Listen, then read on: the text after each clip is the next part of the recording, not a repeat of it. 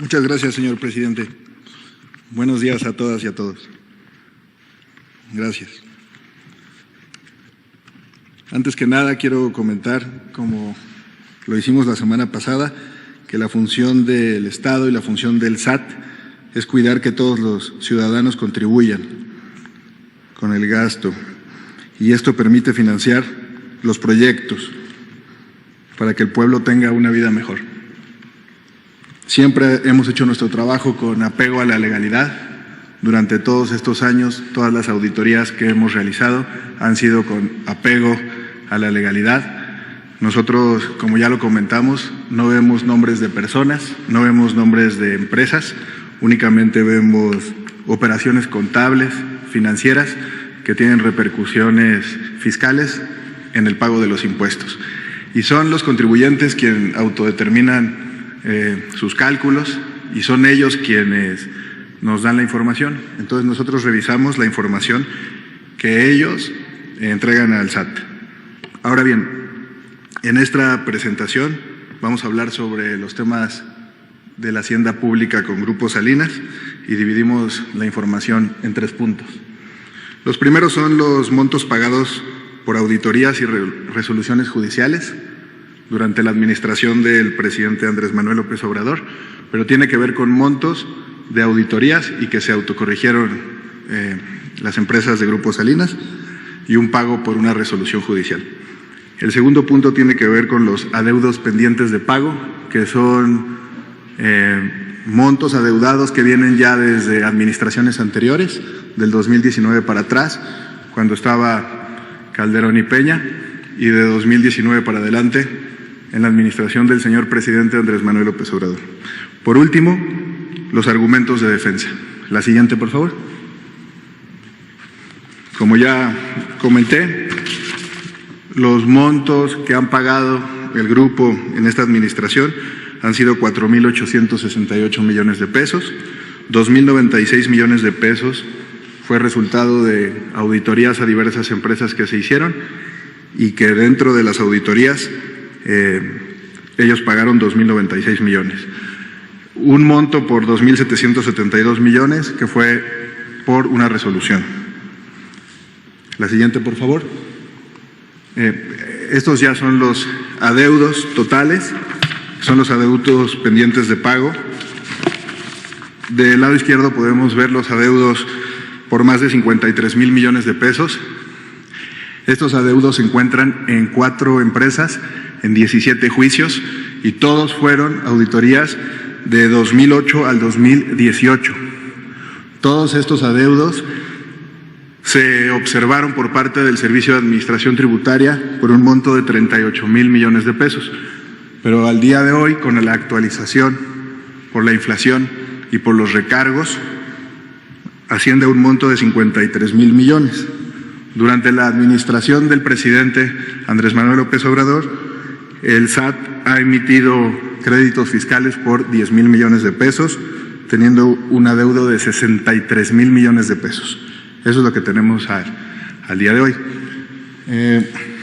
Más del 90% de este adeudo tiene que ver con el tema de consolidación fiscal, que es un tema ya viejo, que es un tema que se dio del 82 al 2013, y que en el 2013 se canceló esta figura que daba beneficios de diferir el pago del impuesto sobre la renta y de sumar ganancias y pérdidas dentro de un grupo empresarial. A continuación, el subsecretario de Gobernación comentará sobre este tema y sobre los litigios. Gracias.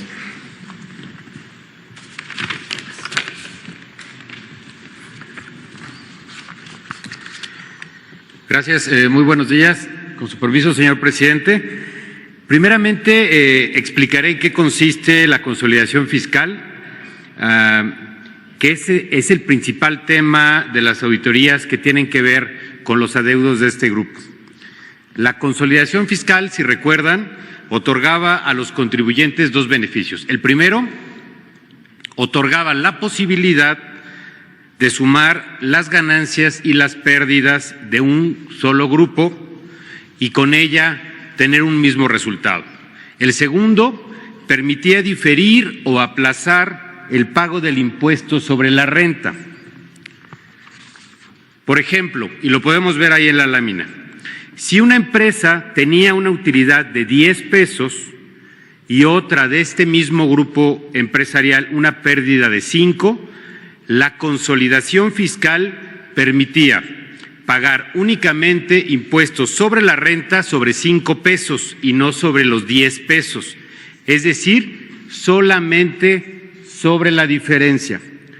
Dicho esquema, como ya se mencionó, terminó en 2013 y las empresas tenían la obligación de pagar los impuestos que hubieran postergado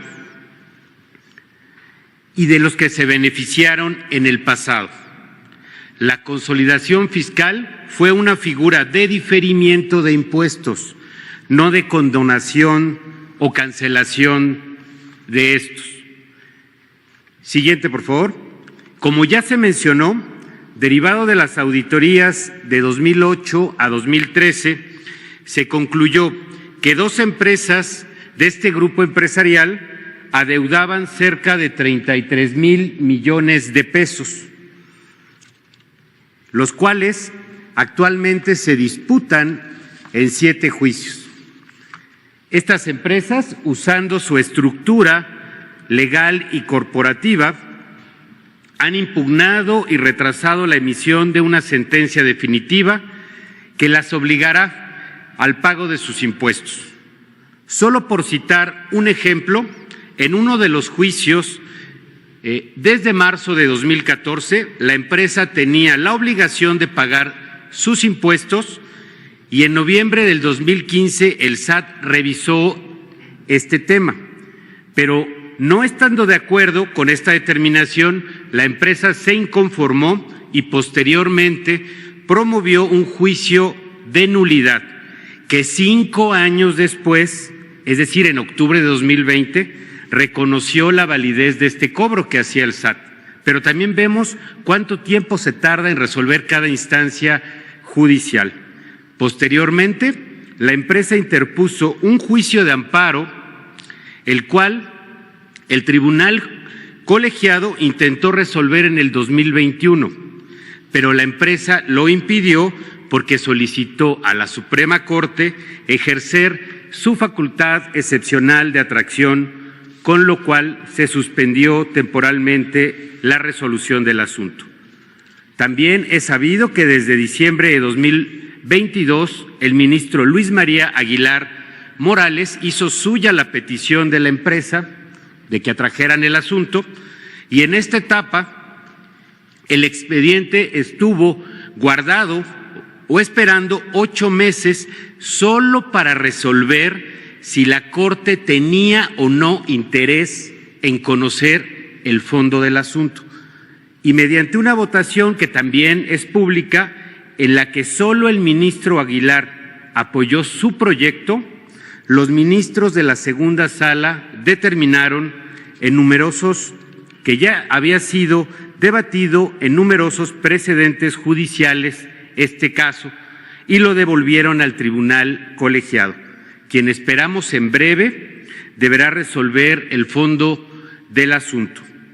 Este gobierno, el de la Cuarta Transformación, está comprometido con el pueblo de México.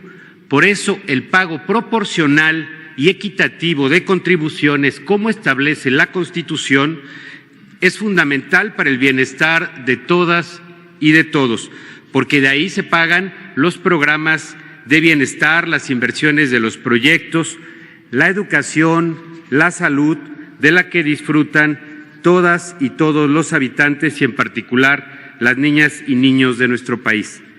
Las cantidades millonarias de impuestos que deben pagar los grandes consorcios deben ser recaudadas oportunamente para su correcta aplicación en beneficio del pueblo.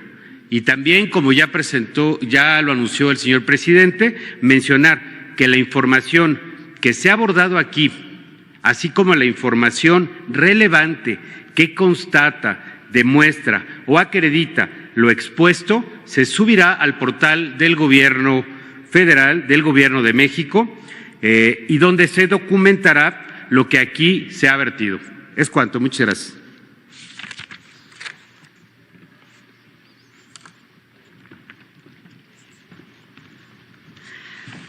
Buenos días a todas y a todos.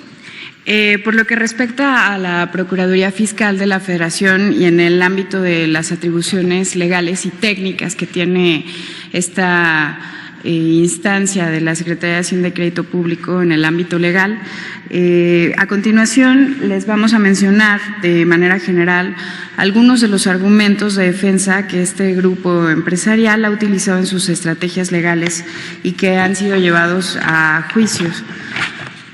En primer orden, tenemos que manifiestan que las empresas del grupo utilizan interpretaciones a modo para justificar un supuesto cumplimiento de sus obligaciones fiscales. Al respecto, cabe señalar que las autoridades fiscales o la defensa que llevamos a cabo evidentemente es para comprobar ante la autoridad jurisdiccional la correcta interpretación de la norma que se lleva a cabo por la autoridad fiscal y cabe señalar que en la mayoría de los casos se ha ganado. Esta interpretación ha sido utilizada de manera correcta por la autoridad fiscal. Se alega también por parte del grupo que la inconstitucionalidad de las leyes que aplica la autoridad fiscal va en contra de los intereses de este consorcio. La autoridad fiscal también ha demostrado en diversos juicios que la constitucionalidad de las normas que aplica es válida y está vigente y las autoridades jurisdiccionales así lo han determinado en sus resoluciones.